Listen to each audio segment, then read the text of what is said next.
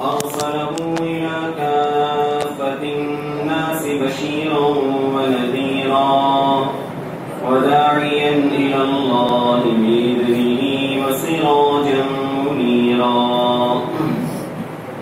صلى الله تعالى عليه وعلى آله وأصحابه وبارك وسلم تسليما كثيرا كثيرا. أما بعد فأعوذ بالله من الشيطان الرجيم. بسم الله الرحمن الرحيم.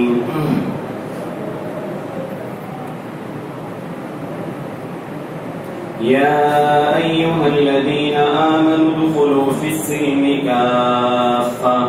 وقال تعالى: يا بني آدم قد أنزلنا عليكم لباسا يواري سوآتكم وريشا ولباس التقوى ذلك خير. صدق الله العظيم. محترم حضرات، اس مجلس کا موضوع جیسا کہ آپ حضرات جانتے ہی ہیں کہ ہم مسلمانوں کی جو وضع پتہ ہونی چاہیے، لباس کے متعلق شریعت نے ہمیں جو احکامات دیے ہیں، اور اسی کے ساتھ ساتھ مغربی تہذیب سے ہمیں بچنے اور اجتناب کرنے کی ضرورت ہے. ان باتوں پر کچھ روشنی ڈالنی ہے. لیکن اس سلسلے میں پہلی بات تو یہ کہ جو آیت کریمہ میں نے آپ حضرات کے سامنے تلاوت کی، یا ایھا الذین آمنوا ادخلوا فی السلم کافۃ، اللہ تعالیٰ اس آیت کریمہ میں حکم فرماتے ہیں کہ ایمان والوں اسلام میں پورے کے پورے داخل ہو جاؤ. جتنے بھی احکامات اللہ تعالیٰ نے قرآن پاک میں یا نبی کریم صلی اللہ علیہ وسلم کے واسطے سے ہمیں دیے ہیں، اور نبی کریم صلی اللہ علیہ وسلم نے اپنے قول کے ذریعے اور اپنے عمل کے ذریعے جو احکامات ہم تک پہنچائے ہیں، ان میں سے ہر حکم پر، چاہے وہ فرض کے قبیل سے ہو، واجب ہو، سنت ہو، مستحب ہو، مسنون ہو، ہر حکم پر عمل کرنا یہ ہماری ذمہ داری ہے اور ہمارے لیے ضروری ہے. سنت کے متعلق مثال کے طور پر کہ ہم عام طور پر کوئی سنت کا جب ذکر ہمارے سامنے آتا ہے کہ نبی کریم صلی اللہ علیہ وسلم کی سنت ہے، تو ہم میں سے بہتوں کا یہ مزاج ہوتا ہے کہ ہم اس کے بارے میں یہ تبصرہ اپنی زبان سے نکالتے ہیں کہ بھئی یہ سنت ہی تو ہے، ضروری تو نہیں ہے. لیکن واقعہ یہ ہے کہ یہ سنت ہے اس لیے ضروری ہے. جو چیز سنت ہے وہ ضروری ہی ہے. فرض اور واجب ہونا الگ چیز ہے اور ضروری ہونا الگ چیز ہے. فرض اور واجب نہ ہونے کا یہ مطلب نہیں کہ وہ چیز ضروری نہیں. ہم کھانے کے لیے جب بیٹھتے ہیں تو اصل کھانا تو بریانی ہے کھانے کے اندر، لیکن ہم اس کے ساتھ نہیں ضروری سمجھتے ہیں، اور اس کے ساتھ اور بھی چیزیں سلاد وغیرہ اور اس کے ساتھ میٹھا بھی ہو اور بھی دوسری چیزیں ہم ضروری سمجھتے ہیں اگر ہم کسی کی دعوت کریں تو. حالانکہ وہ کوئی چیز ضروری نہیں ہے، اصل تو کھانا تھا، وہ تو تیار ہے، بریانی رکھ دو صرف.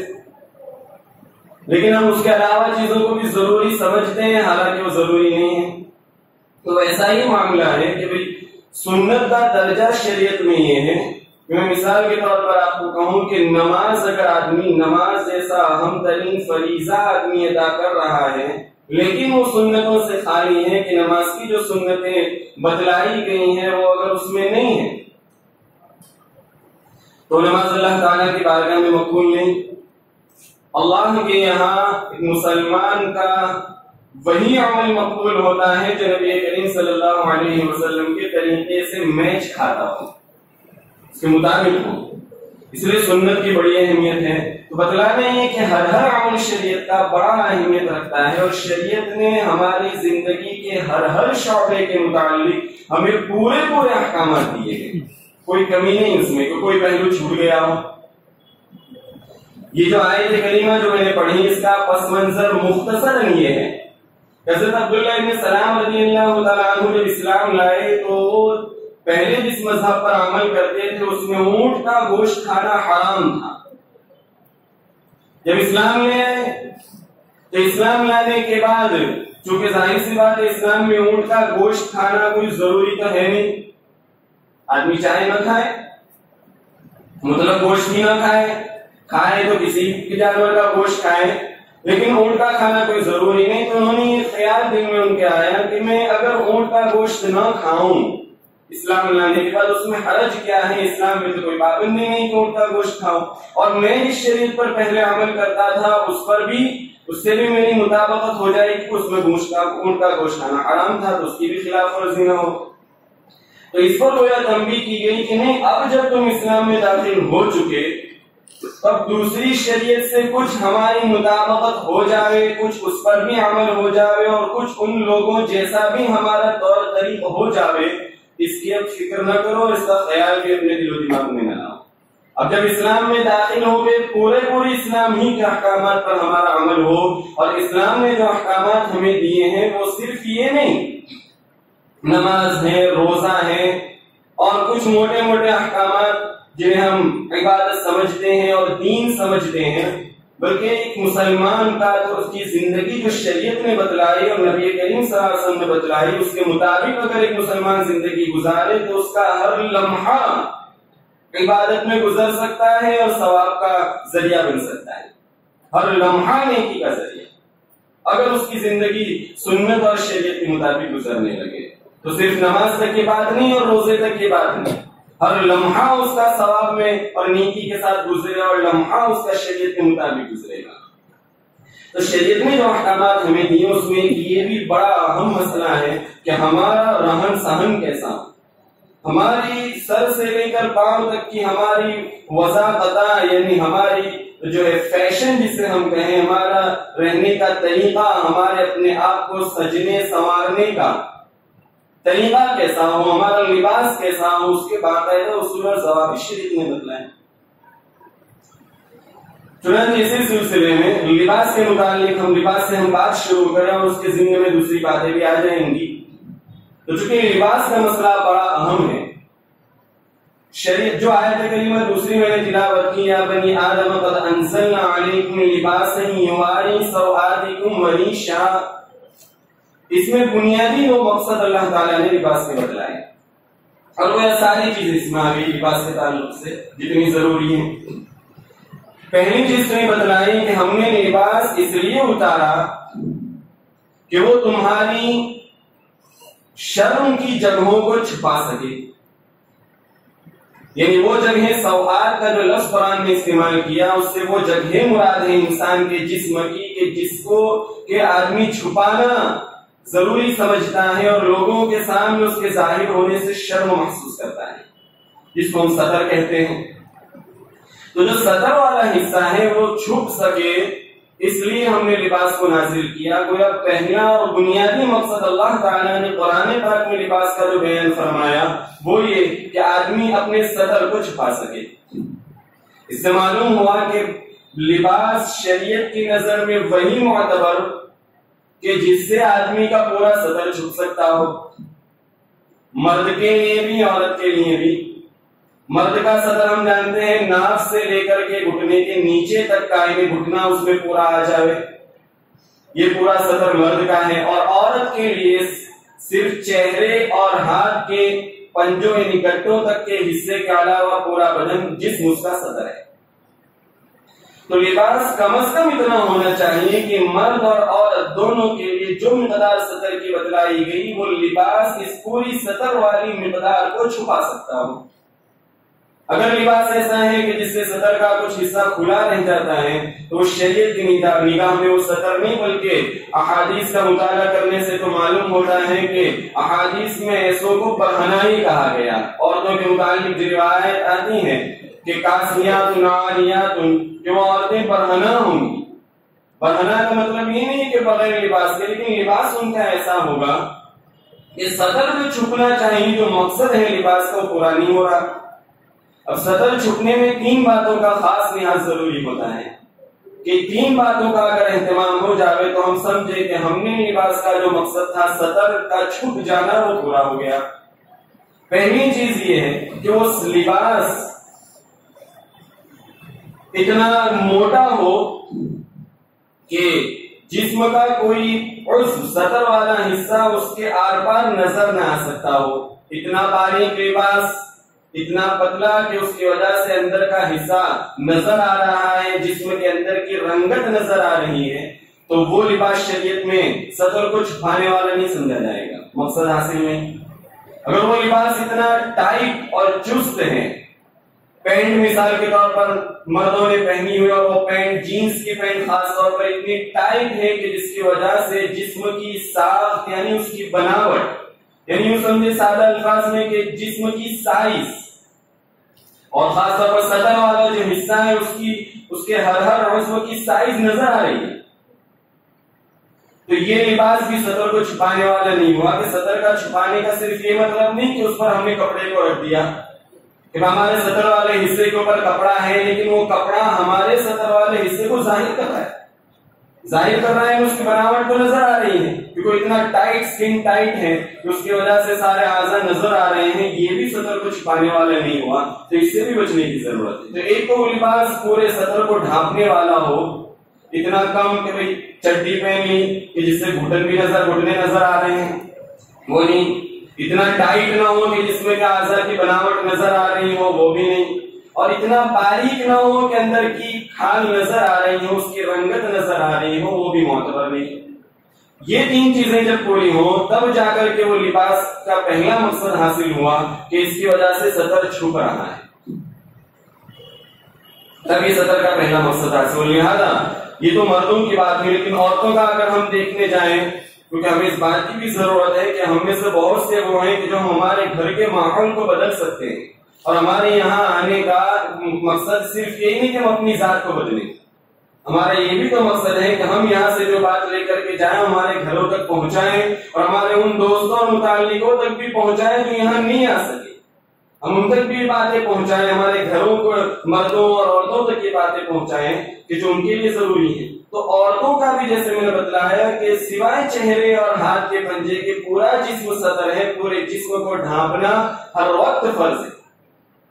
بال کھلے رہتے ہیں گھروں میں عورتوں کے، جائز نہیں. اور یہ جو سطر والا مسئلہ ہے مرد کا یا عورت کا، صرف ایسا نہیں ہے کہ مرد کے لیے سطر یوں ہے کہ عورت کے سامنے ظاہر نہ ہو، اور عورت کا جو سطر بتلایا کہ وہ کسی مرد کے سامنے ظاہر نہ ہو.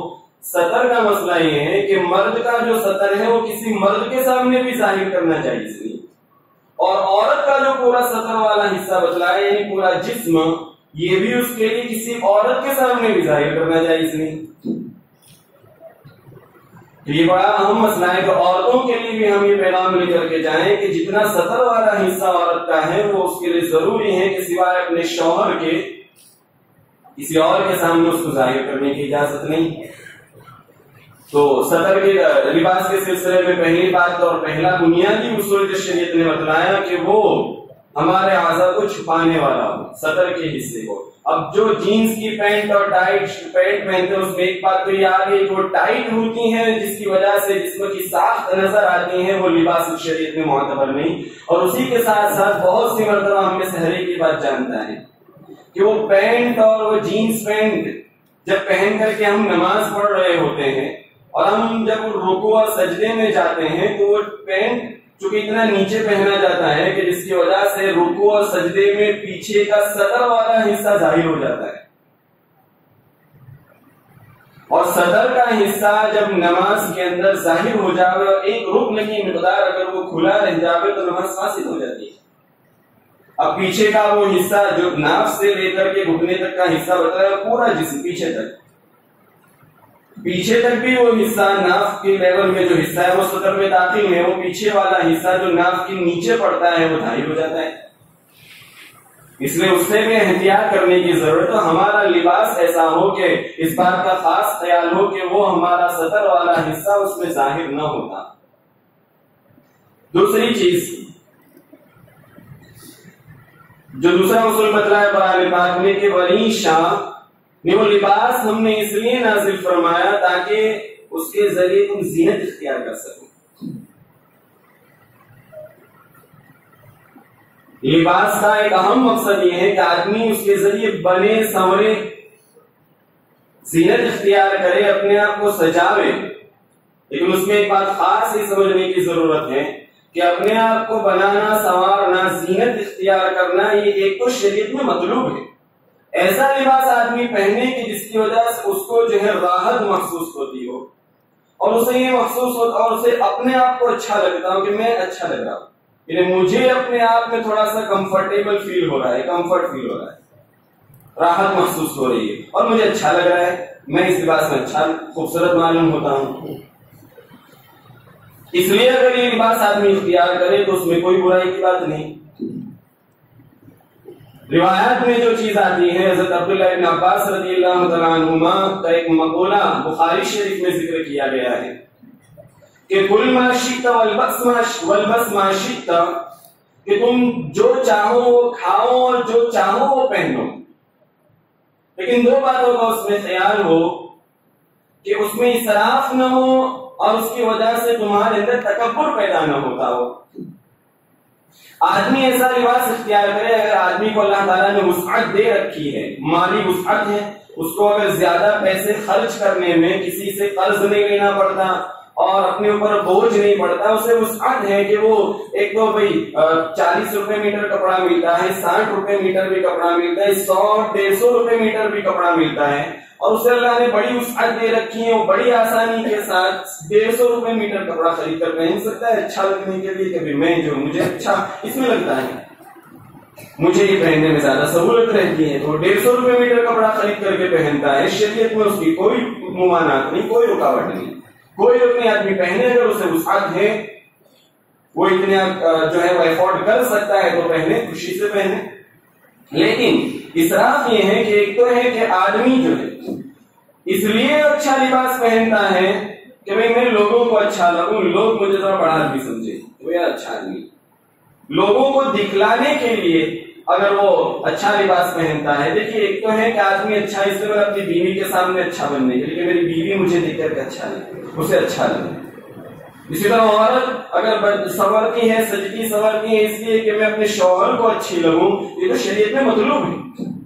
لیکن دوسروں کو دکھانے کے لیے, دوسروں کو اچھا لگانے کے لیے اگر آدمی نمائش جس کو کہتے ہیں اس کے لیے اگر اچھا لباس اختیار کرتا ہے اور قیمتی لباس پہنتا ہے اور اپنے آپ کو سنوارتا ہے اس لباس کے اندر, تو یہ شریعت میں مطلوب نہیں, دکھلاوا ہے جو تکبر کی طرف لے جاتا ہے.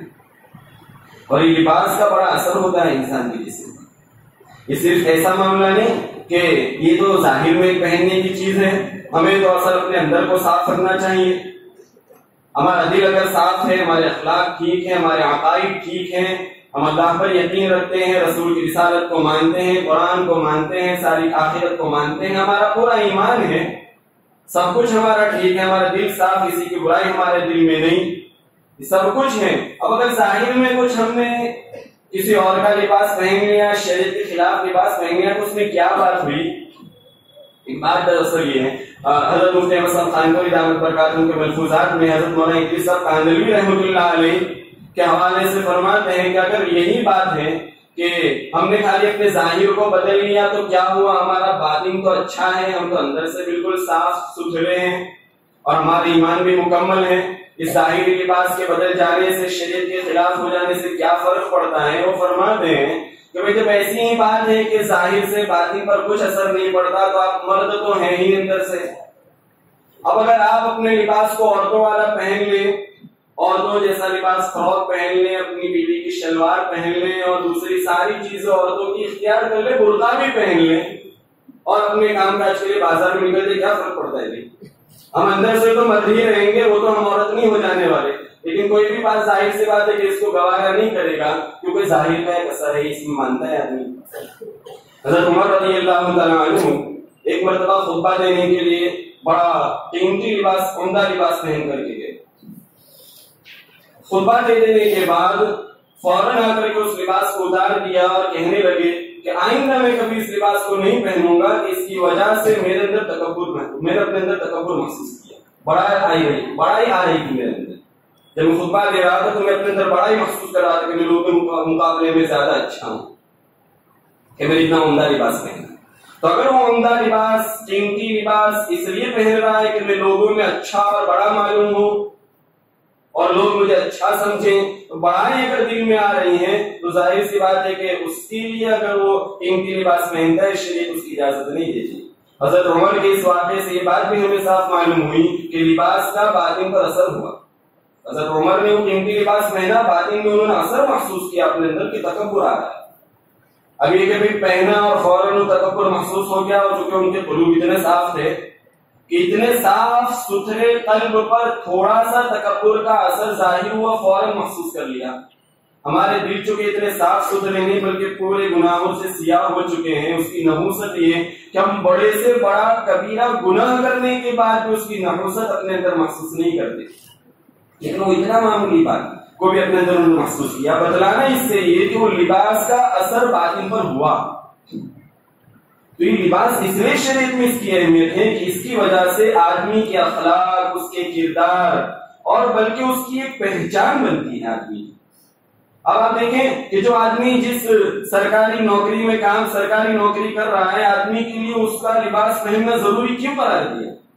جس اسکول میں ہم اپنے بچے کو بھیجتے ہیں اس میں ایک یونیفارم ہوتا ہے، اس یونیفارم کا اہتمام کروایا جاتا ہے اور ہم بھی اس کا اہتمام کرتے ہیں. ایک یونیفارم، ایک مخصوص لباس، ایک وضاحت، ایک بڑی اہمیت رکھتی ہے. اس سے انسان کی پہچان ہوتی ہے، شناخت ہوتی ہے. اس لیے لباس کی بڑی اہمیت ہے. تو یہ آدمی جب زینت اختیار کرے تو اس میں ایک تو اس بات کا خیال ہو کہ اسراف نہ ہو. اسراف کی تھوڑی سی میں وضاحت کر دوں کیونکہ اسراف لفظ ہم بارہا سنتے رہتے ہیں کہ فضول خرچی جائز نہیں، فضول خرچی حرام ہے، اسراف جائز نہیں. لیکن اسراف کے حدود کیا ہیں؟ حضرت تھانوی نے اس کو بڑے صاف انداز میں بیان کیا کہ اگر آدمی اپنی راحت کے لیے زیادہ پیسے خرچ کرتا ہے اور زیادہ پیسے خرچ کرنے کی اس کی استطاعت ہے تو اپنی راحت کے لیے زیادہ پیسے خرچ کرنے میں کوئی اسراف نہیں. زینت اختیار کرنے کا مسئلہ ہے آدمی اپنے آپ کو اچھا لگنے کے لیے زیادہ پیسے خرچ کر کے عمدہ لباس خریدتا ہے، قیمتی لباس خریدے، کوئی حرج کی بات نہیں، یہ اسراف میں داخل نہیں. اسراف تو تب ہے کہ جب آدمی اس لیے عمدہ لباس پہنے، اس لیے قیمتی لباس پہنے کہ دوسروں کو اچھا لگے، نمائش، دکھلاوا، یہ شریعت میں چونکہ جائز نہیں ہے، ایسے میں اپنے مال کو خرچ کیا تو یہ اسراف ہو گیا، یہ جائز نہیں. اور دوسری بنیادی چیز ہے کہ تکبر اس کی وجہ سے نہ آتا ہو. اگر اس لباس کے پہننے سے تکبر پیدا ہو رہا ہے اور اس خیال ہی سے پہن رہے ہیں کہ میں اس لباس کو جب پہن کر کے لوگوں کے مجمع میں جاؤں گا تو لوگ مجھے بڑا سمجھیں گے، تھوڑا میرا وٹ پڑے گا، تو یہ اس لیے یہ تکبر کی وجہ سے اگر پہن رہا ہے اور زینت اختیار کر رہا ہے، اچھا بننے کی کوشش کر رہا ہے، جائز نہیں. اسی سے یہ بھی معلوم ہو گیا عورتوں کا مسئلہ کہ جو شادی بیاہ کے موقع پر عورتیں عام طور پر اور مرد بھی اس طرح بن ٹھن کر سوال کر جاتے ہیں کہ اس محفل میں، اس شادی کی مجلس میں میرا ایک نمایاں کردار معلوم ہو، لوگ مجھے دیکھ کر کے سوچیں کہ یار کتنا اچھا لباس پہن کر آئیے. اس کی دلیل کیا کہ ہم اسی لیے لباس پہنتے ہیں؟ اس کی دلیل ہے کہ دو فنکشن اگر اسی شادی میں ہو تو پہلے فنکشن میں صبح اور شام ہی کا فنکشن کیوں نہ ہو بلکہ اس سے بڑھ کر صبح اگر 10 بجے نکاح کی تقریب ہے اور دوپہر 1:30 بجے کھانے کا وقت ہے تو صبح 10 بجے کی اس تقریب میں ہم الگ لباس پہنیں گے اور اس کے بعد 1:30 بجے جب کھانے کا وقت آئے گا اور واپس اس مجلس میں جانا ہوگا تو پھر لباس بدل کے جائیں گے. کیوں کہ بھائی وہی لباس جب ابھی صبح میں پہنا تھا وہی لباس ابھی دوپہر میں واپس پہنا ہوا لوگ دیکھیں گے تو سوچیں گے کہ ایک ہی لباس پہنتا ہے. معلوم ہوا کہ ہم بدل اسی لیے رہے تاکہ لوگوں کو دکھا. مردوں میں بھی یہ چیز، عورتوں میں بھی یہ چیز ہوتی ہے. تو عورتیں بھی اسی لیے بند کر اور سج کر سور کر مجلسوں میں اور شادیوں میں جاتی ہیں کہ وہاں لوگوں کو اچھا لگے، اس محفل میں اس کا وقت پڑے اور ایک الگ دکھلاوا پیش ہو. اسی لیے میں کہا کرتا ہوں کہ عورتیں سجتی سورتی اسی وقت ہیں جب کسی کی یہاں شادی ہو اور گھر میں اپنے شوہر کے سامنے اس طرح رہتی ہیں گویا کہ وہ بیوہ ہیں. عدت میں جب عورت ہوتی ہے تو عدت کا جو اصل مسئلہ ہے کہ عدت نام کس کا ہے کہ آدمی زینت اختیار کرنا ترک کر دے، سجنا سورنا چھوڑ دے، بنیادی چیز عدت میں یہی ہوتی ہے۔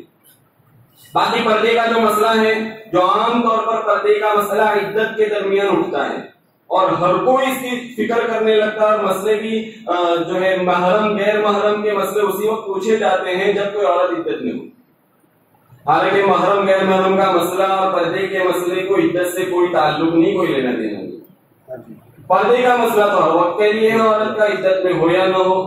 مسئلہ جو کھڑا ہوتا ہے عدت کے وقت وہ ترک زینت یعنی سجنا سورنا اس کو نہیں ہے، کیونکہ شوہر رہا نہیں اس کا، شوہر کے لیے سجنا سورنا تھا۔ تو جب تک شوہر حیات ہوتا ہے تب تو وہ عدت میں ہوتی ہے، یعنی شوہر کے سامنے سجتی سورتی نہیں۔ جب وہ اس زمانے میں اگر کسی کے یہاں شادی ہوتی ہے تب وہ شادی شدہ ہو جاتی ہے، یعنی سجنا سورنا اختیار کرتی ہے۔ تو بہرحال یہ عورتوں کے لیے ایک ضروری بات ہے کہ محفلوں اور مجلسوں میں سجنے سورنے کا اہتمام لوگوں کو دکھلانے کے لیے ہوتا ہے، اس پر جو پیسے خرچ ہوتے ہیں وہ بھی اسراف ہیں، اور پھر اس میں صدر پورا ڈھک رہا ہے نہیں ڈھک رہا اس کا اہتمام نہیں، لباس باریک بھی ہے اور اس میں نظر بھی آ رہا ہے اندر کا، جس میں ساری چیزیں اس میں خرابیاں ہیں، بہرحال وہ دوسرا موضوع ہے۔ بتلانے کے لباس میں اس بات کا اہتمام ہو کہ ہمارا اسراف نہ ہو، اور اسراف دکھلاوے سے پیدا ہوتا ہے، اور تکبر نہ ہو کہ اس کی وجہ سے ہمارے اندر تکبر آ رہا ہو، لوگوں کو دکھلانا مقصود ہو، اپنے آپ کو اچھا بتانا مقصود ہو، اس لیے لباس نہ پہنے۔ نیتوں کو صاف کرنے کی ضرورت ہے، اس میں نیت صاف ہوگی تب ہوگا یہ مسئلہ تو کہ ہم لباس اس لیے حضرت تھانوی رحمۃ اللہ علیہ جیسا آدمی، اب حضرت تھانوی رحمۃ اللہ علیہ جیسا آدمی جن کا بھی میں نے نام لے کر کے اسراف کو تھوڑا سا سمجھایا، کیونکہ اسراف کو انہوں نے بڑے اچھے انداز میں سمجھایا اور حکیم الامت ان کو لقب دیا گیا۔ حضرت تھانوی بڑے سادہ مزاج آدمی تھے، ظاہر سی بات ہے کتنے بڑے بزرگ تھے۔ حضرت تھانوی رحمۃ اللہ علیہ ایک مرتبہ ایسا ان کی 2 بیویاں تھی، ان 2 بیویوں میں سے بڑی والی جو بیوی تھی ان کی، ایک رمضان میں انہوں نے ان کی بیوی نے بہت ہی قیمتی لباس، بہت ہی قیمتی کپڑا خریدا حضرت تھانوی کے لیے ایک جوڑا بنانے کے لیے، اور تھانوی کو بتایا نہیں، یہ سوچا کہ بھائی تیار کریں گے اس کو سلا کر کے عید میں پہننے کے لیے حضرت تھانوی کے سامنے اچانک پیش کروں گی تو خوش ہو جائیں گے، تو بہت قیمتی لباس خریدا۔ حضرت مفتی تقی صاحب، مفتی تقی عثمانی صاحب دامت برکاتہم نے اس کا نام بھی ذکر کیا، کیونکہ انہوں نے اپنے والد مفتی شفیع صاحب رحمۃ اللہ علیہ سے واقعہ سنا تھا، انہوں نے بتلایا تھا کہ وہ اس کپڑے کا نام اس زمانے میں آنکھ کا نشہ، اس کپڑے کا نام ہی تھا، بڑا قیمتی لباس سمجھا جاتا تھا، بڑا مہنگا، تو خرید کر کے پورے رمضان انہوں نے، ان کی بیوی نے وہ لباس تیار کیا، سیا، کیونکہ اس زمانے میں ہاتھ سے سلائی ہوتی تھی، مشین وغیرہ تھا نہیں، تو ہاتھ سے سلائی کرتے کرتے رمضان پورا لگ گیا اس کو سینے میں۔ عید کی رات میں وہ لباس اچانک حضرت تھانوی رحمۃ اللہ علیہ کی خدمت میں پیش کیا کہ میں نے آپ کے لیے لباس تیار کیا، میں چاہتی ہوں کہ آپ عید کی نماز پڑھانے کے لیے جب جائیں تو لباس پہن کر کے جائیں۔ حضرت تھانوی پریشان ہو گئے، یار اتنا قیمتی لباس میں پہن کر کے جاؤں گا، لوگ کیا کہیں گے؟ جب حضرت تھانوی بھی بڑے ٹھاک میں آ گئے۔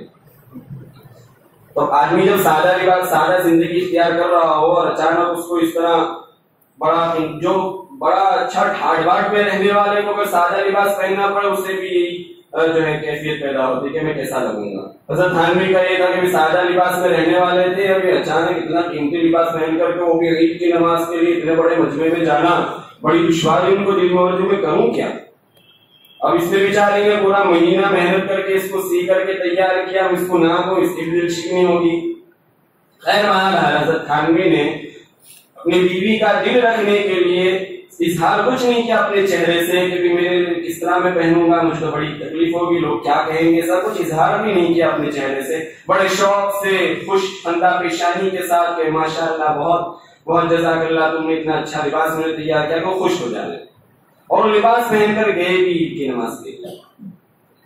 بڑا دل میں بے چین ہوتے کہ یہ کیا ہوگا، عید کی نماز تو ہے باہر پڑھا دی۔ عید کی نماز پڑھانے کے بعد وہی ہوا کہ ایک شخص نے آ کر کے حضرت تھانوی سے کہا کہ حضرت آپ کے اوپر یہ اچھا نہیں لگتا اتنا قیمتی لباس۔ حضرت تھانوی کا کوئی بات تو آپ کی برابر ہے، میں بھی یہی سوچ رہا تھا، چلو ٹھیک ہے، لو اسی وقت اتار کر کے وہ جبہ جو ہے وہ شخص کو ہدیہ کر دیا۔ مقصد حاصل ہو چکا تھا.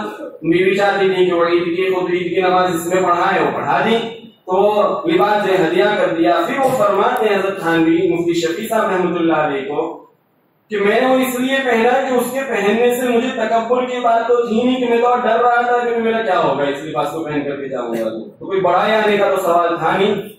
جو چیز ممانعت والی تھی کہ اچھا لباس پہن کر کے تکبر آوے وہ ہوا نہیں. اور دوسرا یہ تھا کہ جس نے دیا تھا یہ ہدیے میں اس کی دل شکنی نہ ہو, اس کا دل نہ ٹوٹے, یہ بھی مقصود تھا. اس کو اچھا لگانے کے لیے پہننا تھا, یہ بھی جائز. جس نے دیا, جس نے ہدیے میں ہمیں اگر کوئی چیز دی ہو تو اس کو دکھانے کے لیے ہم اگر اس طرح پہنتے ہیں وہ چیز تاکہ اس کو نظر آئے اور وہ دیکھ کر کے خوش ہوگا کہ میری دی ہوئی چیز انہوں نے پہنی, اسے استعمال کی تو اسے خوشی ہوگی. اس لیے بھی اگر استعمال کرے آدمی اس کو دکھانے کے لیے تو اس کی بھی شریعت میں اجازت ہے. تو حضرت تھانوی نے وہی کیا. تو کہنے کا مطلب یہ ہے کہ قیمتی لباس اگر آدمی کی وسعت میں ہو تو پہننا چاہیے, اس لیے کہ اللہ تعالیٰ نے جو نعمت ہمیں دی ہے اس کا اثر ہمارے اوپر ظاہر ہو, شریعت میں مطلوب ہے. ایک صحابی نبی کریم صلی اللہ علیہ وسلم کی خدمت میں آئے, اللہ کے رسول اور بہت بالکل سادہ لباس پہنے ہوئے تھے, اور آپ صلی اللہ علیہ وسلم جانتے تھے کہ بھئی یہ کوئی اتنا معمولی آدمی تو نہیں ہے کہ اتنا غریب آدمی کیسا بالکل سادہ پھٹا پرانا لباس پہنا ہے, بالکل میرا کو چہرہ. تو آپ صلی اللہ علیہ وسلم نے پوچھا کہ تمہارے پاس مال ہے؟ تو انہوں نے کہا کہ حضرت اللہ کا دیا ہوا سب کچھ ہے. کہا کیا ہے کہ اونٹ ہے, بکریاں ہیں, گھوڑے ہیں, ساری چیزیں, غلام ہیں. اس زمانے میں جو قیمتی مال سمجھے جاتے ہیں کہ آدمی کے پاس گھوڑے ہوں اور اونٹ ہوں, بکریاں ہوں, غلام ہوں, وہ بڑا مالدار آدمی سمجھا جاتا ہے, یہ سب کچھ ہے. تو آپ نے تمہیں یہ کیوں لباس پہنا ہے؟ جب اللہ تعالیٰ نے تمہیں اتنا سب کچھ دے رکھا ہے تو اس کا اثر اپنے اوپر ظاہر کرو. جو اللہ نے دیا ہے اس کے مطابق تم اپنے آپ کو بناؤ, اپنی وساطت ایسی بناؤ. چنانچہ نبی کریم صلی اللہ علیہ وسلم کے بارے میں جو کالی کملی والے بڑا مشہور ہی ہے, اس سے یہ معلوم ہوتا ہے کہ اللہ کے رسول صلی اللہ علیہ وسلم بڑی سادہ زندگی گزارتے تھے, اور واقعہ بھی ہے فاقے کی زندگی گزرتی تھی. ہم سب جانتے ہیں بڑی سادہ زندگی تھی اللہ کے رسول صلی اللہ علیہ وسلم کی, لیکن چونکہ اللہ کے رسول صلی اللہ علیہ وسلم کی زندگی قیامت تک آنے والی انسانیت کے ہر فرد کے لیے نمونہ تھی. صرف غریبوں کے لیے نمونہ, صرف مالداروں کے لیے نمونہ, صرف مرد صرف عورت, ایسا بات نہیں تھی. ہر فرد کے لیے, وہ جس لیول کا آدمی ہو اس کے لیے نمونہ تھی. اس لیے اللہ کے رسول صلی اللہ علیہ وسلم کی زندگی میں ہر چیز ملتی ہے. اللہ کے رسول صلی اللہ علیہ وسلم نے اپنی زندگی میں ایسا بھی جوڑا پہنا ہے جس کی قیمت 2000 دینار تھی. کتنی قیمت؟ 2000 دینار. اگر اس کا اس زمانے کے اعتبار سے اندازہ لگائیں, دینار سونے کا ہوتا تھا, اور دینار کی مقدار آج کے زمانے کے اعتبار سے 4 گرام 374 ملی گرام ہوتی ہے. ایک دینار 4 گرام اور 374 ملی گرام سونے کا ایک دینار, 2000 دینار اس کی قیمت. اگر ہم آج کے سونے کا بھاؤ اگر بازاری دیکھیں تو اس اعتبار سے ہم اگر حساب کرتے ہیں تو تقریباً 3 کروڑ اس کی قیمت بنتی ہے. حساب کر لیں, تقریباً 3 کروڑ اس کی قیمت بنتی ہے. 9 کلو کے قریب سونا بنتا ہے. یہ لباس بھی اللہ کے رسول صلی اللہ علیہ وسلم پہنا ہے. تو کوئی اپنی استطاعت کسی نے کہیں سے آیا تھا پہن لیا, کوئی اس کے لیے باقاعدہ انتظام کیا, زبردستی اپنے اوپر بوجھ ڈال کر اس کا انتظام کرنا اور اس کی وجہ سے تکبر اور اپنے آپ کو اچھا بتانا, ایسی کوئی بات نہیں تھی. میسر آیا اللہ تعالیٰ کی طرف سے نعمت تھی, اس کو استعمال کر لیا. تکلف نہیں تھا اس میں, زبردستی اپنے اوپر بوجھ ڈالنے والی بات نہیں تھی. تو ایسا لباس بھی پہننا اگر آدمی کو اللہ تعالیٰ نے استطاعت دی ہے تو وہ کر سکتا ہے, دکھلاوا اس میں نہ ہو, یہ شرط. تو ایک تو بڑا اہم مسئلہ یہ ہے کہ اگر ہمیں اللہ تعالیٰ نے اچھا لباس دیا تو ہم اچھا لباس اختیار کریں. اور کیا کہا حدیث پاک میں کہ اللہ پسند کرتے ہیں اس بات کو کہ اس کی نعمتیں تم پر ظاہر ہوں, اس کی نعمتوں کا اثر آدمی کے جسم پر ظاہر ہو. اللہ کو یہ پسند ہے جب اللہ اپنی دی ہوئی نعمتوں کا اثر اپنے بندے پر دیکھنا چاہتے ہیں تو ہمیں اللہ کی نعمتوں کا اثر اپنے جسم پر ظاہر کر کے کس کو دکھانا چاہیے؟ اللہ کو دکھانا چاہیے جس نے ہمیں نعمت دی ہے. اور جو چاہتے ہیں کہ ہم اس کی نعمتوں کا اثر اس کے جسم پر دیکھیں, اس کی نعمتوں کا اثر ہم اسی کو دکھائیں گے. لیکن ہم مسجد میں کس طرح آتے ہیں؟ سب سے میلا کچیلا اور سب سے گھٹیا لباس ہی پہن کر ہم زیادہ مسجد میں آتے ہیں، خاص کر کے فجر کی نماز میں اگر آتے ہیں تو فجر کی نماز میں عام طور پر ہم دیکھتے ہیں کہ وہ لباس پہن کر کے ہم مسجد میں آتے ہیں کہ فجر کی نماز کے فوراً بعد بھی اگر کوئی ہمیں گھر دعوت دے ناشتے تو ہم کہیں گے کہ میں تھوڑا چینج کر کے آتا ہوں، تو اس لباس میں اس کے گھر کیسے چلا جاؤں؟ مسجد میں تو کوئی حرج نہیں، اللہ نے نعمتیں دے رکھی تھی، وہ جتنا بھی کچھ بڑے بڑے اچھے گاڑیاں استعمال کرنے والے بڑے بڑے بنگلے والوں کا یہ حال ہے جن کے پاس نعمتوں کی کوئی کمی نہیں، اچھے لباسوں کی کوئی کمی نہیں، کہ وہ نائٹ ڈریس پہن کر کے فجر کی نماز میں مسجد میں آ گئے، کیونکہ اس لباس کو پہن کر کے باہر تو نہیں جا سکتے، مسجد ہی ایک غریب وہ جگہ تھی، اللہ ہی کا در ایسا تھا کہ جہاں غریب فقیر بن کر کے آ گئے۔ تو اس ضرورت اس بات کی ہے کہ ہم اللہ تعالیٰ کے سامنے اپنی نعمتوں کو ظاہر کریں، اس کے ساتھ ہم بہت سی مرتبہ ایسا ہوتا ہے کہ رات میں کہیں شادی میں کہیں باہر جانے کا ہوا اور عشاء کے بعد جانا ہے تو عشاء کی نماز تو اسی کپڑے میں پڑھ لو، عشاء بعد ہم تیار ہوں گے اور پھر دعوت میں جانے ہو جائیں گے۔ نماز کے لیے اور اللہ کے سامنے حاضر ہونے کے لیے تو ضرورت ہی نہیں، اس کی ضرورت ہے۔ اس لیے مجھے اچھی طرح یاد ہے کہ میں جس وقت دعوے پڑھتا تھا 2010 کی تقریباً بات ہے یہ، کہ وہاں سالانہ جلسے پہ حضرت مفتی سعید احمد صاحب پالنپوری دعوت برکاتہم جو دارالعلوم دیوبند کے شیخ الحدیث بھی ہیں، صدر المدرسین بھی ہیں، وہ تشریف لائے تھے سالانہ جلسے میں۔ انہوں نے اس وقت اپنے بیان میں بات کہی تھی کہ ان کے جو استاد تھے، اپنے استاد کا واقعہ سنائے، تو مصر کے رہنے والے تھے، تو ظاہر سی بات ہے کہ ان کے لیے گرمی برداشت کرنا بڑا مشکل کام ہوتا ہے، اور دیوبند کی گرمی بڑی سخت۔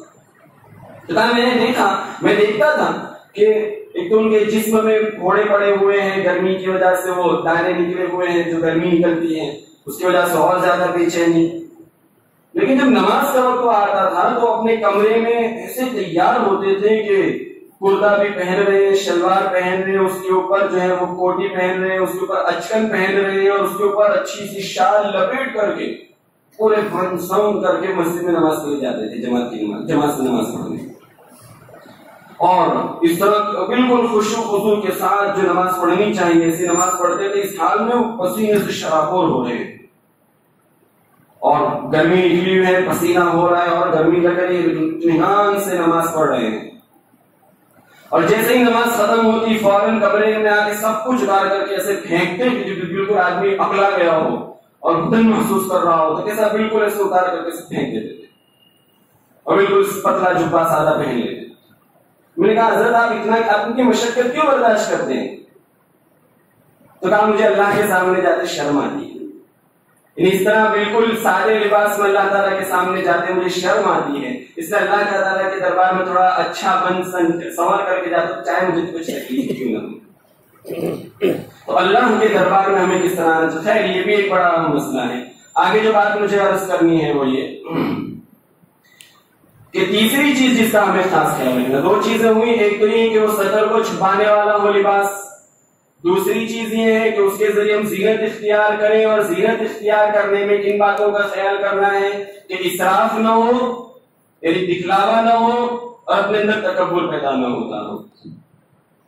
تیسری چیز یہ ہے کہ اس لباس میں دوسری غیر قوموں کی مشابہت نہ ہو، یہ بڑا اہم مسئلہ ہے۔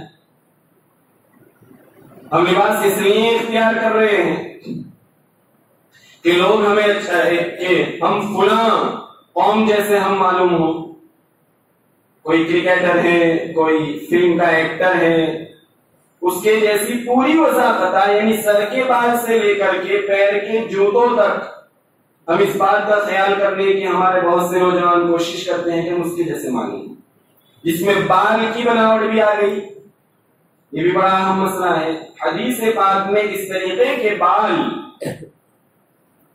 جو ہم عام طور پر بہت زیادہ اس وقت نوجوانوں میں فیشن چل پڑا ہے کہ نیچے سے کٹے ہوئے اور بہت باریک اور اوپر سے بڑے رہتے ہیں بال، اس طریقے کے بال رکھنے کی حدیث پاک میں صراحتاً ممانعت ہے اور حرام قرار دیا ہے۔ اور یہ جو اپنے آپ کو دوسروں جیسا لگانا کہ میں اس جیسا لگوں، غیر قوموں کی مشابہت، اور فاسقوں اور فاجروں کی مشابہت اختیار کرنا، اپنے آپ کو ان جیسا بنانے کی کوشش کرنا، حدیث پاک میں اس کے لیے اتنی سخت وعیدیں آئی ہیں۔ اللہ کے رسول صلی اللہ علیہ وسلم ارشاد فرماتے ہیں من تشبہ بقوم فہو منہم،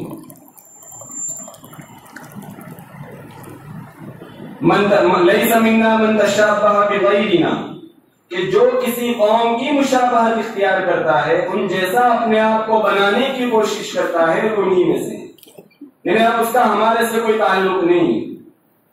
لیس منا من تشبہ بغیرنا، کہ وہ ہم میں سے نہیں جو دوسروں کی مشابہت اختیار کرے۔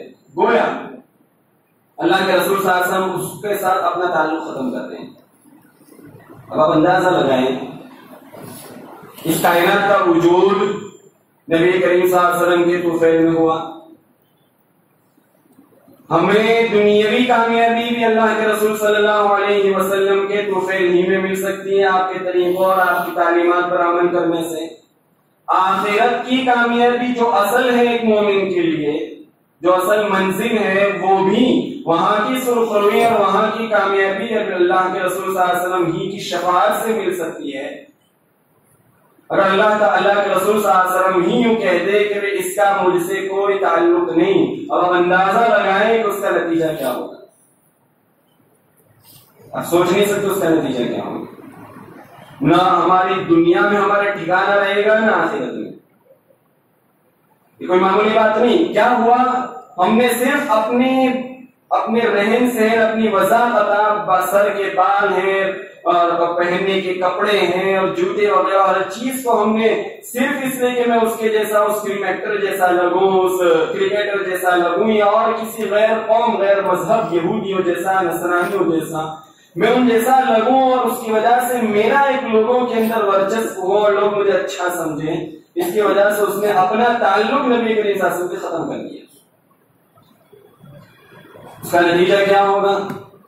اب بہت سی مرتبہ ایسا ہوتا ہے کہ ہم کوئی لباس، جسے مثال کے طور پر لباس کے تعلق سے، اور خاص کر کے شلوار اور پتلون کے تعلق سے، یہ بھی چیز شریعت میں ہم جانتے ہیں ضروری ہے کہ ٹخنوں سے نیچے نہ ہو۔ کتنی سخت ہوئی اس پر، جس کو ہم اتنا معمولی سمجھتے ہیں، حالانکہ اس پر وعید کتنی سخت ہے۔ حدیث پاک میں جہنم کے عذاب میں اور جہنمیوں میں جو عذاب جن کو دیے جائیں گے، اس میں جو سب سے ہلکا، اس کی حدیث میں صراحت کی کہ یہ سب سے ہلکا عذاب کسی جہنمی کو ہوگا، وہ یہ ہوگا۔ وہ کیا عذاب بتلایا کہ بھئی اسے جہنم کی 2 جوتیاں، یعنی چپلیں، جہنم کی 2 چپلیں اس کو پہنا دی جائیں گی آگ کی، جس کا نتیجہ جو حدیث میں بیان کیا وہ یہ ہوگا کہ اس کے نتیجے میں اس کا اثر، اس کی تپش پورے جسم میں ایسی پھیلے گی کہ دماغ اس کا ایسا کھول رہا ہوگا، جیسے ہم چولہے کے اوپر تپیلی کے اندر پانی رکھ کر کے چولہا چالو کر خوب گرم ہونے کے بعد جیسے ابلنے لگتا ہے، اس کی جو آواز آتی ہے، ویسا اس کا دماغ ابلنے لگے گا اس کی گرمی کی وجہ سے۔ اور اس کے یہ سب جو جبڑے ہیں پورا وہ انگارے بنے ہوئے ہوں گے، ہونٹ سے یہاں سے آگ کی لپٹیں نکل رہی ہوں گی، اندریوں سے آگ کی لپٹیں نکل رہی ہوں گی، پورا جسم گویا اس کا آگ میں بھرا ہوا ہوگا، صرف جہنم کی 2 جوتیاں اسے پہنے یہ، اور وہ یہ سمجھ رہا ہوگا، اس کی اس وقت کی کیفیت ہوگی کہ سب سے سخت عذاب مجھے ہو رہا ہے۔ لیکن حدیث میں کہا کہ حالانکہ یہ سب سے ہلکا عذاب ہوگا، سب سے ہلکا عذاب یہ ہوگا۔ تو یہ سب سے ہلکا عذاب یہ بتلایا کہ صرف جہنم کی جوتیاں پہنائی جائیں گی، اسے جہنم میں ڈالا نہیں جائے گا، اس کا حال یہ ہوگا کہ اس کی کیفیت ہوگی۔ تب بتلایا کہ وہ شخص جس کے بارے میں حدیث پاک میں بتلایا کہ اس کے پاؤں کے ٹخنے تک کا وہ حصہ کہ جس کو وہ اپنے کپڑے میں چھپاتا تھا، یعنی وہاں تک شلوار یا پینٹ یا اور کوئی بھی چیز لٹکاتا تھا، وہ حصہ جہنم میں ڈال دیا جائے گا۔ جب وہ حصہ جہنم میں ڈال دیا جائے گا، حضرت مفتی احمد صاحب خان کو بھی دعوت برکاتہ فرماتے ہیں کہ یہ ایسا تو نہیں ہوگا کہ اتنا حصہ کاٹ کے جہنم میں ڈالا جائے گا۔ اب اتنا حصہ جب جہنم میں ڈالنے کی بات آئے گی تو اس کو بھی تو جانا ہی پڑے گا، تو اس وقت کیفیت کیا ہوگی ہماری؟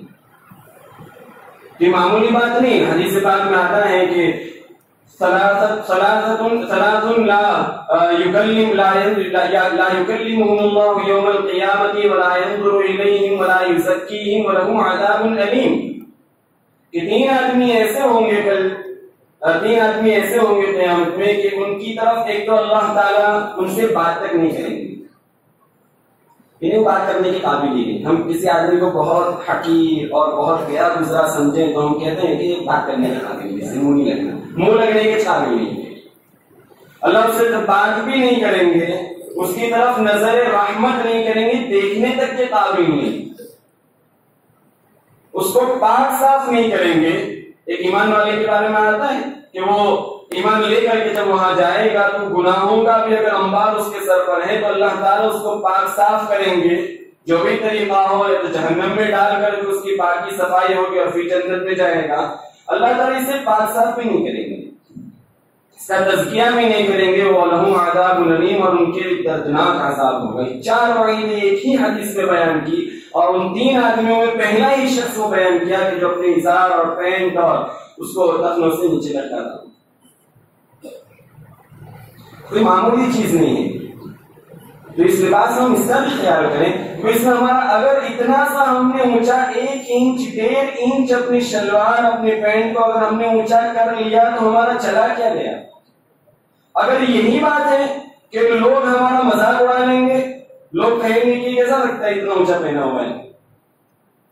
حدیث پاک میں آتا ہے کہ اللہ تعالیٰ کا اتنا ذکر کرو اتنا ذکر کرو کہ لوگ تمہیں پاگل کہنے لگے. پاگل کہنے لگنے کا مطلب یہی ہے کہ لوگ تمہارا مذاق اڑانے لگے کہ عجیب کانڈا آدمی پاگل ہو گئے. اللہ کا ذکر اتنا کرو کا مطلب صرف یہ نہیں کہ ہم زبان سے اللہ اللہ اللہ کریں. تو یہ بھی آ گیا کہ ہم اپنی پوری زندگی کو اور اپنے پورے جسم کو سر کے بالوں سے لے کر پیر تک ایسا بنائیں جو اللہ کی شریعت اور اس کے حکم کے مطابق ہو. یہ بھی تو اللہ کا ذکر ہے. اللہ کے احکامات پر، شریعت کے احکامات پر عمل کرنا یہ بھی اللہ کا ذکر ہے. اس میں یہ بھی آ گیا اب ہم ہمارے جسم کو، ہمارے رہن سہن کو، ہمارے لباس کو ایسا بنائیں کہ لوگ ہمیں اگر پاگل کہتے ہیں تو حدیث میں تو اس کا حکم دیا کہ اتنا کرو کہ لوگ تمہیں پاگل کہیں. تو گویا ہم تو اس امتحان میں کامیاب ہو گئے. ہم تو اس نوبت تک پہنچ گئے جس کو حدیث میں کہا تھا کہ تم اتنا اللہ کا ذکر کرو کہ لوگ تمہیں پاگل کہیں. لوگوں نے اگر ہمارے اس حلیے کو دیکھ کر کے اگر ہمارا مذاق اڑا لیا تو یہ تو ہم کامیاب ہو گئے. ہم تو اس مرحلے تک پہنچ گئے کہ ہم اب لوگ ہمیں پاگل کہنے لگے. یہ تو خوشی کی بات ہے. حضرت مفتی تقی عثمانی صاحب دامت برکاتہم فرماتے ہیں کہ جب ایسا ہو تو خوشی مناؤ، توڑ کا شکرانے کی پڑھو کہ لوگ تمہیں پاگل کہہ رہے ہیں اس بنیاد پر کہ تم اللہ کے احکامات پر عمل کر رہے ہو. اس میں شرم کی بات کیا. حضرت عثمان رضی اللہ تعالیٰ عنہ والا واقعہ یاد نہیں؟ ہر ایک نے سنا ہوگا، تقریباً ہر ایک نے سنا ہوگا. یہ واقعہ بڑا مشہور صلح حدیبیہ والا.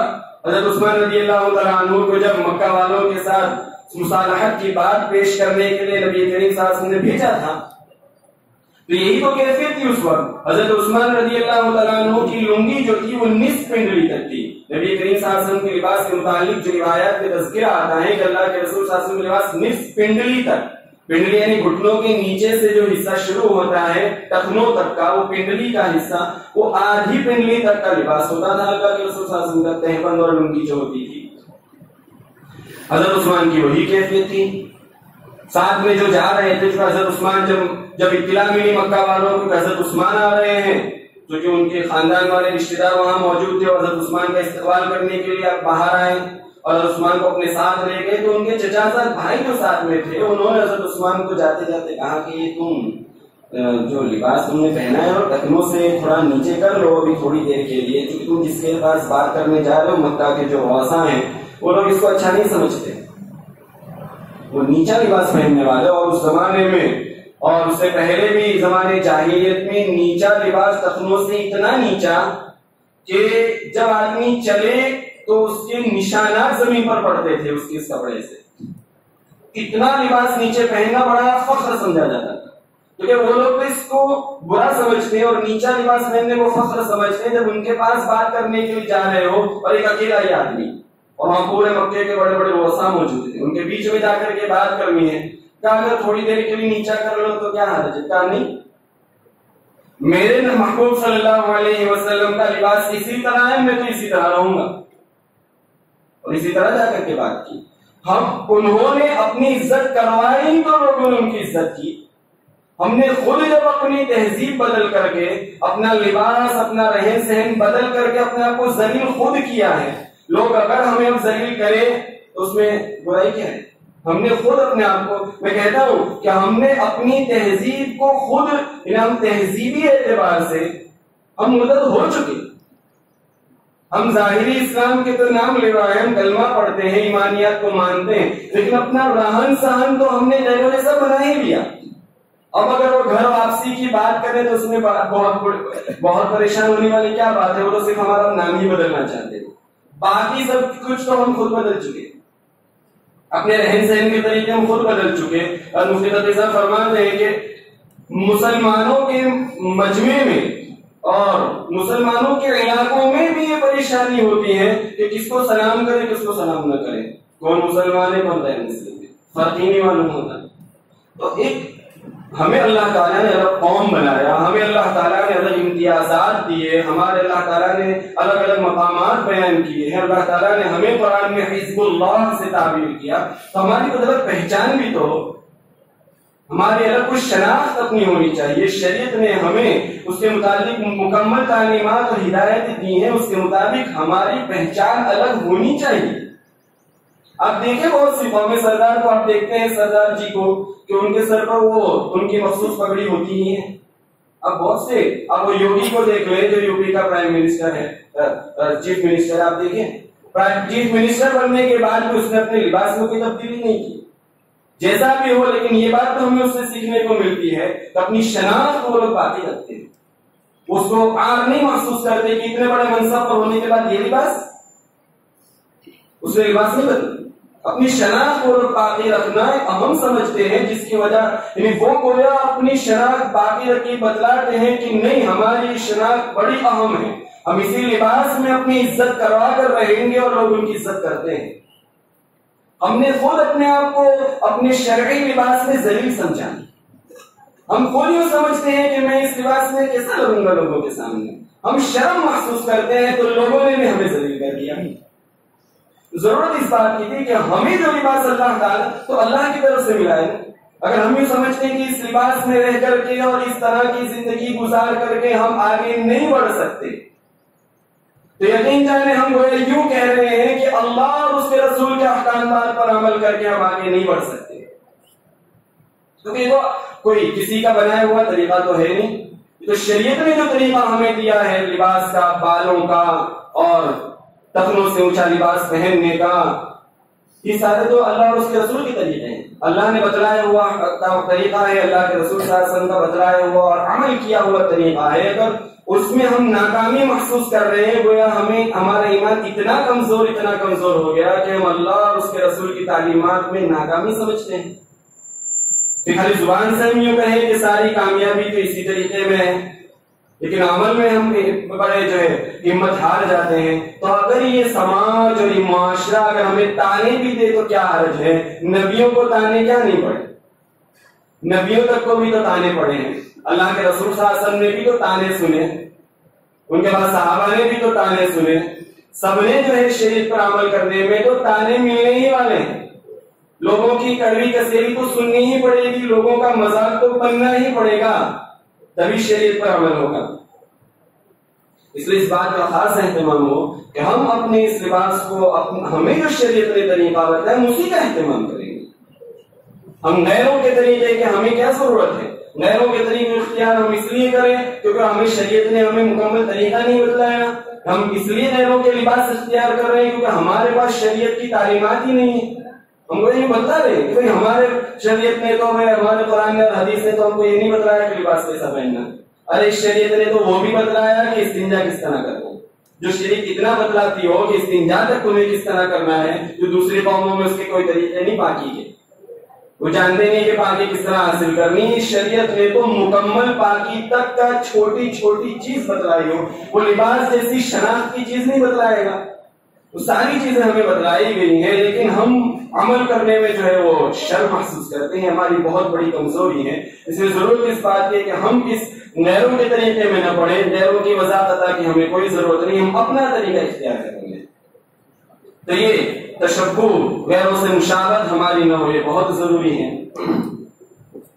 اس کے بعد جو بہت اہم چیز ہے وہ یہ کہ ہم جو ہیں ہمارے اندر اس کی وجہ سے تکبر نہ آ رہی، بات تو میں شروع میں بھی عرض کر چکا. تو لباس کے تعلق سے بھی یہ باتیں جو ہیں بڑی اہم ہیں کہ ایک تو یہ کہ ہمارا لباس ایسا ہو کہ مکمل ہمارے سطر کو ڈھانپ سکتا ہو، یعنی جس میں 3 باتوں کا اہتمام ہو کہ ایک تو وہ پورے سطر والے حصے کو مکمل ہر وقت ڈھانپنے کی صلاحیت رکھتا ہو.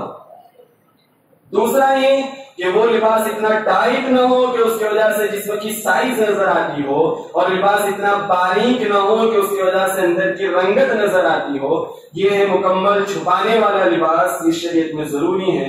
اور سطر کے اعضاء کو مرد کے سطر کے اعضاء اس کے مرد کے سامنے بھی ظاہر کرنا جائز نہیں، اور عورت کے لیے بھی سطر کے اعضاء عورتوں کے سامنے بھی ظاہر کرنا جائز نہیں. اس لیے عورتوں کے اندر جو عام مزاج ہے کہ اتنی آستین والا جو ہے وہ فراک یا کرتا پہنتی ہیں، یا بغیر آستین کا پہن لیا اور بال بھی کھلے ہیں اور گریبان بڑا رکھا ہوا ہے جس کے بعد سینے کا حصہ ظاہر، یہ ساری چیزیں قطعاً حرام ہیں، جائز نہیں. اس کے بعد کا درجہ میں نے بتایا کہ ہم زینت اختیار کریں.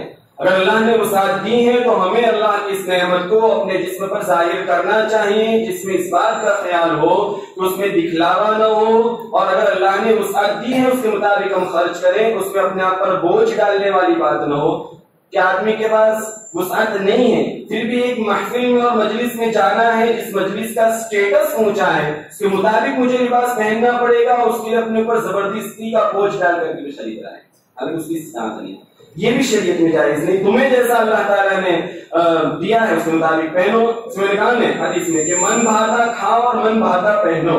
حدیث میں کل ما شئت والبس ما شئت، کہ جو تجھے پسند ہے وہ کھا، جو تجھے پسند ہے وہ پہن. لباس کھانے میں تو ہم اس کا اہتمام کرتے ہیں کہ جو ہمیں پسند ہو ہم کھائیں، کہیں بھی کھڑے ہو کر کیوں نہ کھانا پڑے تو بھی کھا لیں گے، حالانکہ کھڑے ہو کر کھانا جائز نہیں، اس کی ممانعت ہے حدیث پاک میں. لیکن کھانے میں ہم اس کا اہتمام کرتے ہیں کہ جو اچھا لگا کھا لیا، حلال کا خیال ہونا چاہیے، حرام سے اجتناب ہو. لیکن لباس میں ہمارا مزاج یہ ہے کہ لوگوں کو اچھا لگے وہ پہنو، چاہے ہمیں تکلیف ہی کیوں نہ اٹھانی پڑ جائے. حالانکہ ایک شاعر بڑے گزرے ہیں اکبر الہ آبادی رحمۃ اللہ علیہ، ان کا واقعہ حضرت مفتی محمد تقی عثمانی صاحب دامت برکات انہوں نے نقل کیا کہ ایک مرتبہ وہ بڑے عجیب اور غریب لباس میں نکلے باہر. لوگ نے دیکھا کہ بھئی نیچے تو ٹیبل باندھا ہوا ہے، نہیں سمجھے لنگی باندھی ہوئی ہے، اوپر جو ہے کالر والا شرٹ پہن لیا اور اس کے اوپر ہیٹ پہن لی، اور اس طرح نکلے بازار کے اندر. تو لوگوں نے کہا بھائی یہ کیا، یہ کوئی جوڑ نہیں لباس میں، نیچے لنگی اوپر شرٹ اوپر ہیٹ، اوپر سے نیچے تک بالکل بیٹھوں گا. تو کہا بھائی تمہیں کیا اعتراض ہو رہا ہے، میں نے یہ پہنا اس میں تمہیں اعتراض کیوں ہو رہا ہے؟ مجھے ابھی اس وقت لنگی پہن میں زیادہ سہولت لگی، میں نے کہا اپنی آسائش اپنی راحت کے لیے آدمی لباس پہنے شریعت کی حدود میں رہتے ہوئے. کیا مجھے ابھی لنگی پہننے میں تھوڑی راحت لگی، لنگی پہن لی، پھر شرٹ پہننے میں تھوڑی راحت محسوس تو وہ پہن لیا، اور باہر نکلا دھوپ تھی تو ہیٹ پہن لی. تو مجھے جو مناسب لگا اپنی طبیعت کے مطابق میں نے پہنا، اس میں تمہیں کیا اعتراض ہو رہا ہے بھائی؟ تو آدمی اپنے کو جو مناسب لگے وہ پہنے، جس میں آدمی کو لگے کہ میں اس میں اچھا لگوں گا تو وہ پہنے. لوگوں کو دکھانے والی بات نہیں کہ مجھے اس میں راحت ہے اس میں یہ پہنوں گا، یہ شریعت میں جائز ہے. تیسری جو اہم ترین چیز وہ یہ ہے جس پر خاص زور دینا ہے وہ یہ کہ ہمارا لباس غیروں کے مشابہ نہ ہو، ہمارے بالوں کی سٹائل غیروں کے مشابہ نہ ہو. نبی کریم صلی اللہ علیہ وسلم کی بالوں کو بیان کیا گیا حدیث پاک میں اس جیسے بال رکھنے کی کوشش کرے اور اسی نیت سے. تو بڑی اہم چیز ہے، سنت چھوٹی ہی کیوں نہ ہو، اگر وہ سنت کی نیت سے اس پر عمل کیا جاتا ہے تو جیسا کہ میں ایک مرتبہ کی میں بتلایا تھا، ایک جگہ پڑھا بھی تھا کہ آدمی 100 رکعت نفل نماز ادا کرے بغیر سنت کے اہتمام کے، نماز کی جو سنت ہے اس کا اہتمام نہیں تھا، اس میں بغیر سنتوں کے اہتمام کے اس نے 100 رکعت نفل نماز پڑھی. اور ایک آدمی استنجا کرنے کے لیے گیا سنت طریقے کے مطابق، وہ استنجا کرنے والا سنت طریقے کے مطابق درجے میں بڑھ گیا ثواب میں اس کے مقابلے میں جو 100 رکعت نفل پڑھتا ہے جس میں سنتوں کا اہتمام نہیں.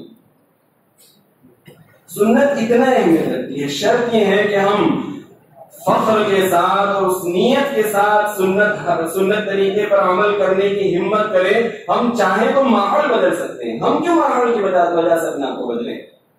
شریعت نے ہمیں ایک طریقہ دیا، ہمیں اس پر فخر ہونا چاہیے، اس فخر کے ساتھ پوری ہمت کے ساتھ ہمیں اسی طریقے کو تھامنا چاہیے، اور اتنی مضبوطی کے ساتھ کہ ہمیں دیکھ کر دوسرے جو ہے اپنا طریقہ بدل لیں۔